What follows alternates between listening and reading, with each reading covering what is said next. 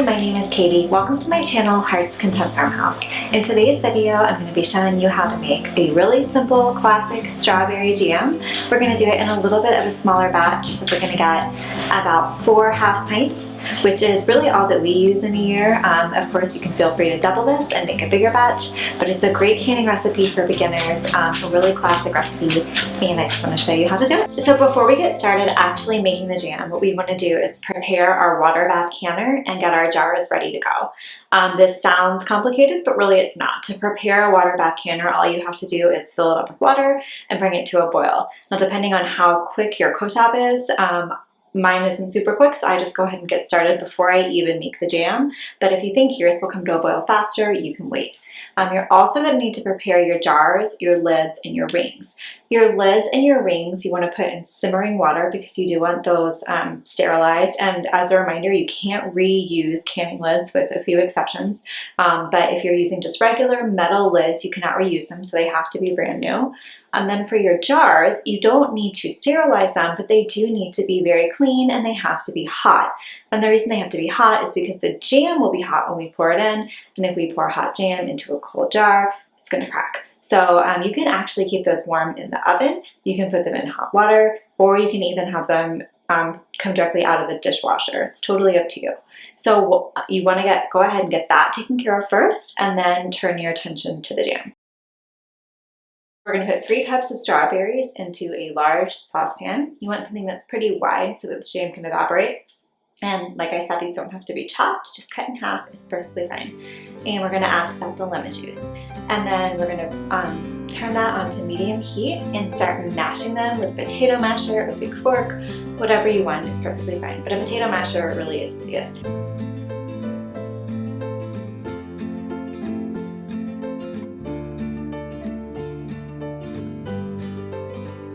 And then we are going to add the pectin, 1 tablespoon at a time, and you want to sort of sprinkle that onto the surface so you don't get globs of it that you have to work hard to stir in. So just mix that in, bring it to a boil, let that boil for 1 minute.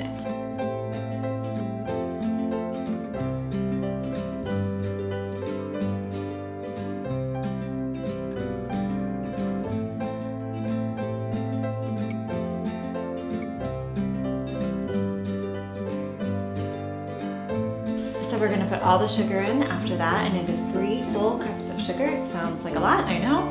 It goes right into the jam, and then again we bring it back up to a boil. So a full rolling boil that cannot be stirred down, and let that boil for 1 minute. And since this jam has pectin, that's all that it needs to set. It's going to be just fine after that. So you want to turn off the heat, and if you see any foam coming to the surface of the jam, you can just kind of gently skim that off with a spoon. If you don't want to, you don't have to. It's just cosmetic, and it can make your jam look a little bit cloudy while it's in the jar, but it's really not a big deal if it doesn't bother you.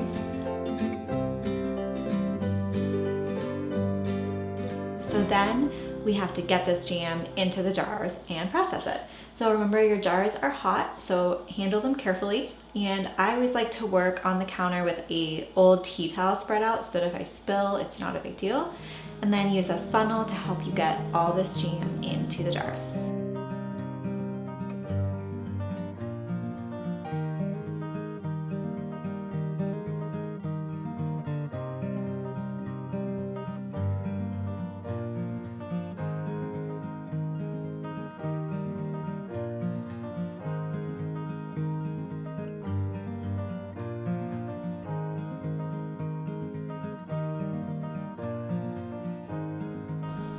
Before you put the lids on, you have to make sure the rims are very clean because the lid won't form a good seal. If it touches a piece of glass that has like strawberry jam on it, it's not going to be able to complete that circular seal and the jar is going to fail. So put that on and then get the rims on, and when you twist on your bands, you're looking for them to be fingertip tight. And what that means is they're closed, they're tightened, but they're not so tight that you would have to use like muscle to get them open. You could open them just with your fingertips, if that makes sense. So the reason we don't over tighten them is because once you process them in the boiling water, some air does need to escape, and if it can't, the jar will crack. So In they go into the boiling water canner. Make sure it is at a full boil before you get going. Bring it back up to a boil, and that is when you start counting your processing time. So these are going to be processed for 10 minutes at a full boil in your water bath canner with the lid on. Now, if you're at a higher altitude, you are going to have to adjust your processing time, and I will link in the description a really good resource from a college up in the mountains somewhere that tells you exactly the times you need for high altitude canning.